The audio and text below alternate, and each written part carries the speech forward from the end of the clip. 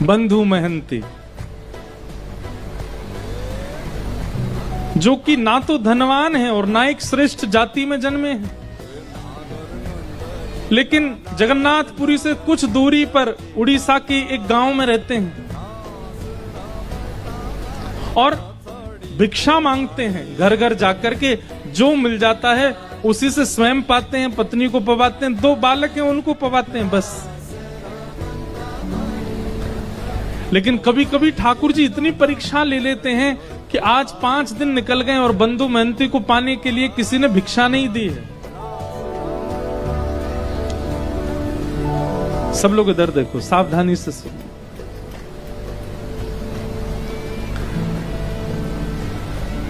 पत्नी व्याकुल है और पता क्या करते हैं, बंधु महंती का नियम है, भिक्षा लेकर के आते हैं घर घर से या बैठ जाते हैं रोड के किनारे, जो दे देता है उसको ला करके पत्नी बच्चे और स्वयं पा लेते हैं और पवाने के पीछे शर्त रखते हैं। क्या? पाने के बाद नाम जप करोगे, ठाकुर जी का स्मरण करोगे, भजन करोगे, कीर्तन करोगे, करताल बजा करके अपनी पत्नी बच्चों के साथ कीर्तन करते हैं। 5 दिन हो गए, अन्न नहीं पाया तो पत्नी बोली अब तो अन्न मिला नहीं तो फिर कीर्तन भी नहीं होगा। अन्न मिलेगा तो कीर्तन होगा ना, कुछ खाने को मिलेगा, पेट में जाएगा तभी तो स्वर निकलेगा, तभी तो ताल बजेगी, तभी तो नृत्य होगा, कीर्तन रुक जाएगा। अब बंधु महंती को इस बात की चिंता नहीं है कि अन्न नहीं मिल रहा है, उसको इस बात की चिंता कीर्तन नहीं करेगी। सब जगह जाते हैं, कहते हैं कि मुझे कुछ दे दीजिए, कुछ घर में बनेगा, ठाकुर जी को निवेदित करेंगे तो फिर कीर्तन नहीं रुकेगा। लेकिन आज ठाकुर जी ने ऐसी परीक्षा ली बंधु महंती जी की कि सप्ताह निकल गया और किसी ने कुछ नहीं दिया।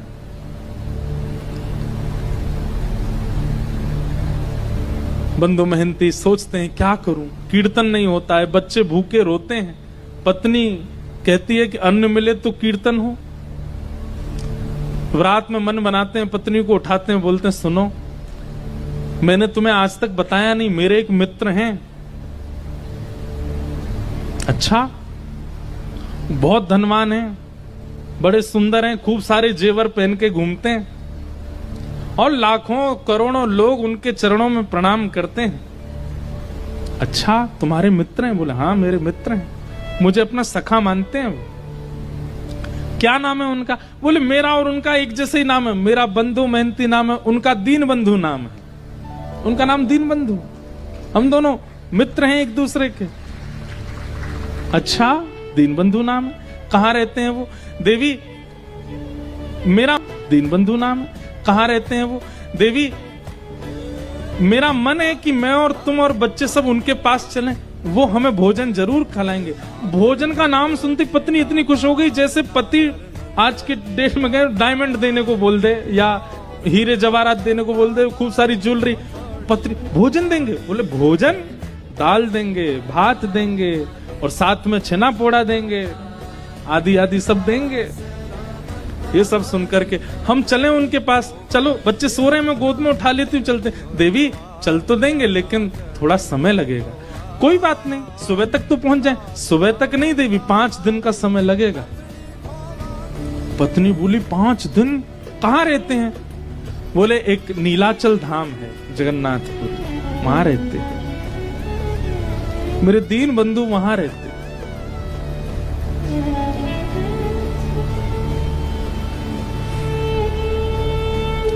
पत्नी से झूठ बोला है, मेरे मित्र।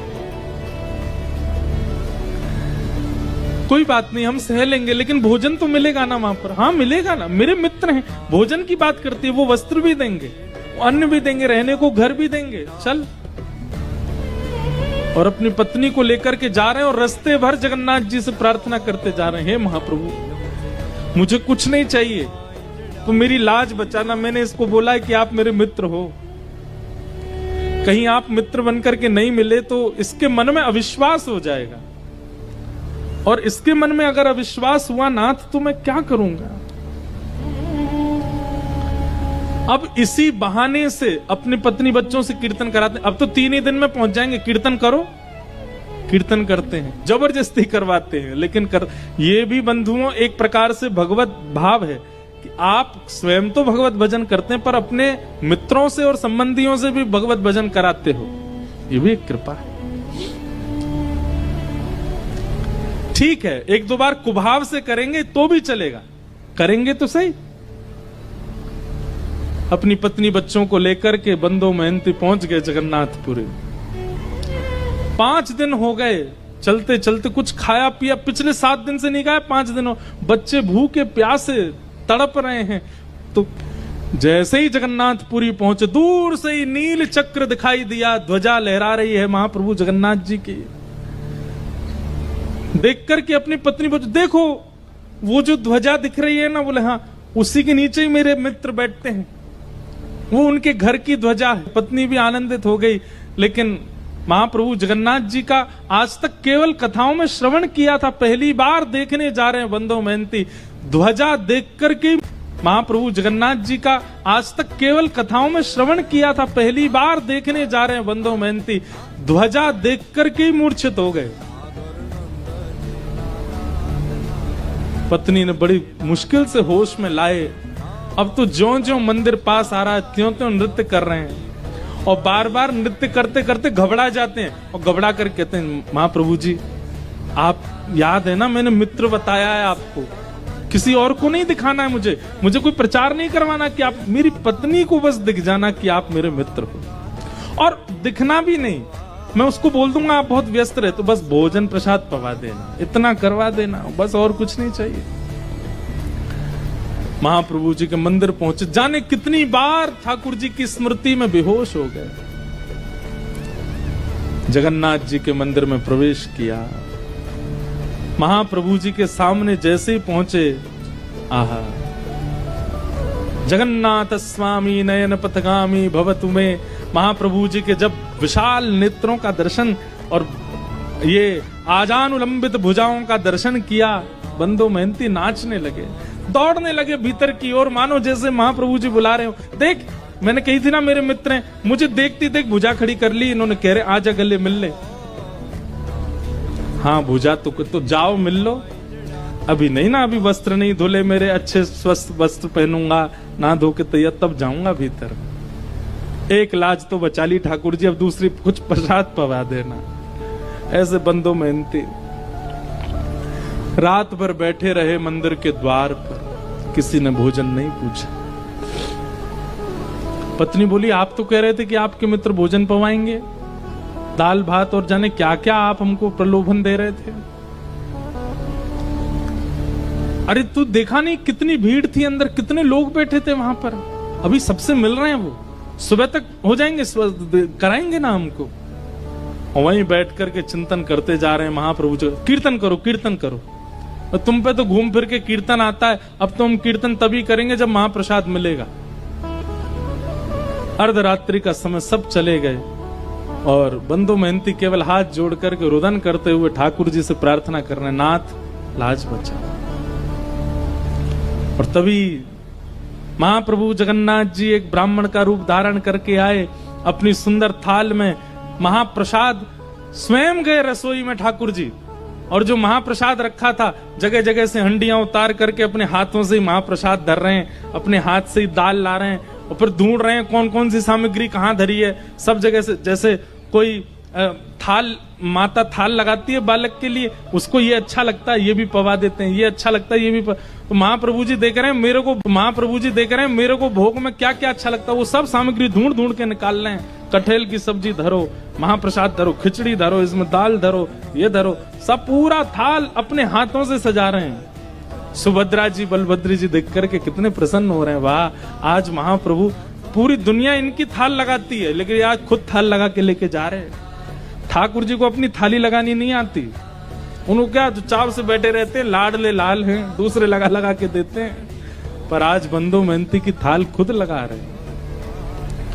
और थाल के ऊपर वस्त्र रख करके अपने कंधा पर, विशाल थाल है, कंधा पर रख करके ठाकुर जी बाहर आए, और बाहर आकर, अरे कोई बंदो महंती नाम का आया है क्या? बंदो महंती तो नाम सुनकर के, मेरा नाम किसको पता भाई? मन में सोचा, पत्नी तो सो गई है, मन में सोचा कोई और होगा बंदो महंती मेरे जैसा। लेकिन देखा कोई और है भी नहीं, अकेला मैं ही बैठा हूं।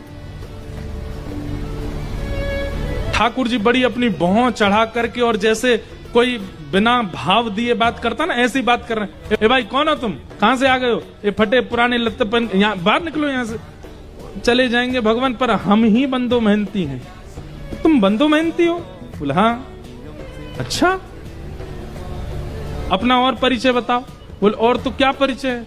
परिचय यही है कि मेरे पास ना तो घर है, ना व्यापार है, ना संपत्ति है, ना धन है, कुछ भी नहीं है। ठाकुर जी को अपना मित्र मानता हूं बस।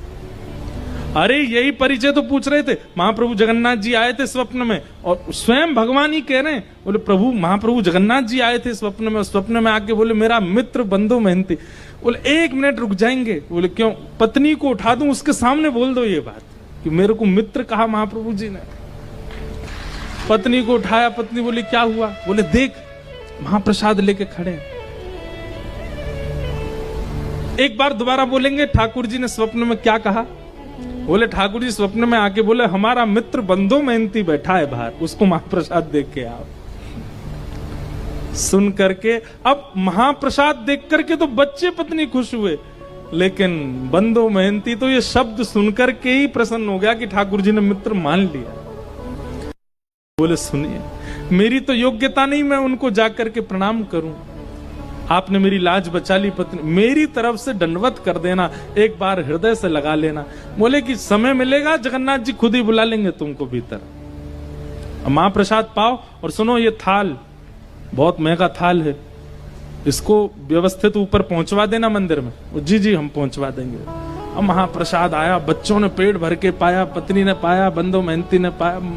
बंधु मेहनती को भूख थोड़ी ही थी, वो तो अब महाप्रसाद आया, बच्चों ने पेट भर के पाया, पत्नी ने पाया, बंधु मेहनती ने पाया। बंधु मेहनती को भूख थोड़ी ही थी, वो तो भूख मर गई ठाकुर जी की बात सुन करके। रात में बर्तन धो करके विशाल थाल, उसमें रत्न जड़े थे, इतना महंगा थाल। अब वो तो पूरे घूम आए मंदिर के आसपास, कोई मिला नहीं। बोले थाल किसको दूं मैं? ठाकुर जी की लीला, ना द्वार पर कोई है, ना कहीं कोई स्थान है रखने का। और मन में सोच रहे मैं कहीं भी रख के चला जाऊं तो कोई ले गया तो अपने पास छुपा करके थाल को धर लिया। सुबह होगी, द्वार खुलेंगे तो भीतर दे दूंगा पुजारी जी को। प्रातः काल होते ही महाराज मंदिर में हड़कंप मच गया। ठाकुर जी का थाल चोरी हो गया, ठाकुर जी का थाल चोरी हो गया। रसोई घर से दूसरी आवाज आने लगी। बोले क्यों? हंडियां फूटी पड़ी हैं, चावल बिखरे पड़े हैं, पता नहीं कौन भीतर घुसा था, सारी सामग्रियां फैला दी हैं। ठाकुर जी हैं, व्यवस्थित थोड़ी रहते हैं, यूं यूं उठा दिए होंगे सब सामान, गिर दी होंगी हंडी। हल्ला मचा, ढूंढने लगे, इतने में बंधु मेहनती के नेत्र खुले। ये अपनी थाल लेकर के मंदिर में ही पहुंच गए। और जैसे ही इनके हाथ में थाल देखी तो शरीर की अवस्था, वस्त्रों की अवस्था से लगता ही नहीं है कि इसके पास था। चोर ही मालूम पड़ रहा था। बिना पूछे बिना जाने ही मारपीट शुरू कर दी। और जैसी मारपीट होनी शुरू हुई, बंधु मेहनती तो वाह जगन्नाथ, जय हो जगन्नाथ, आहा जगन्नाथ। रात में तो छेना पोड़ा खिला रहे थे, रात में तो रसगुल्ला खिला, सुबह लात घुसा पड़वा रहे हो। वाह जगन्नाथ, तेरी लीला बड़ी अद्भुत है।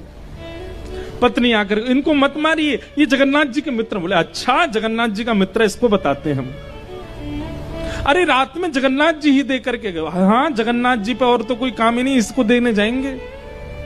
इस पर पहनने के लिए वस्त्र तो अच्छे नहीं है, महाप्रभु जगन्नाथ इसको महाप्रसाद पमाएंगे।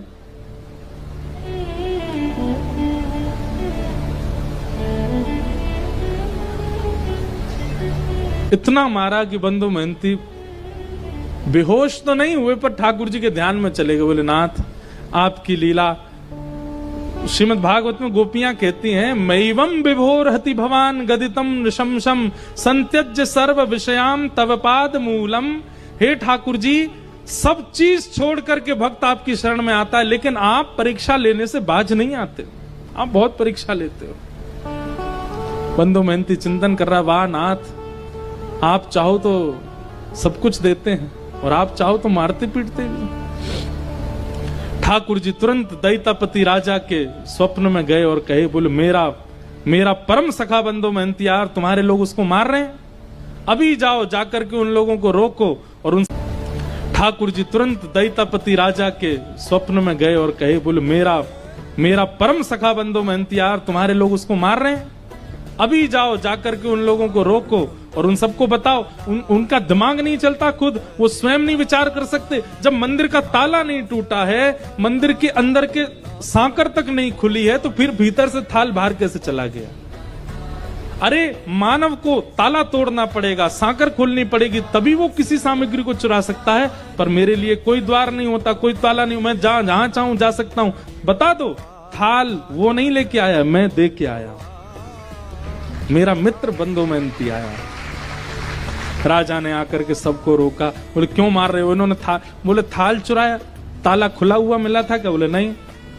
बोले रसोई घर में सब सामग्री फैली थी, बोले रसोई के ताले खुले हुए? तो बोले नहीं। बोले भाई जब ताले ही टूटे नहीं तो फिर ये सामग्री बाहर कैसे आई? विचार किया तुमने? स्वयं जगन्नाथ जी देख करके गए, जगन्नाथ जी की आज्ञा बता करके क्षमा मांगी और महाप्रभु जगन्नाथ जी ने आज्ञा कर दी। बोले आज से हमारे मंदिर में सब जो भी कुछ धन राशि आती है, जो भी, वो सब सेवा बंधु महंती को प्रदान करो, इनको हमारे मंदिर की सेवा दे दो। आज तक महाप्रभु जगन्नाथ जी के मंदिर की सेवा उन्हीं के वंशज करते आ रहे हैं। परसों तरसों हमें मिले थे, कोई उनके वंश के ही आए थे, भुवनेश्वर से मिलके गए। कैसे कृपालु है नाथ।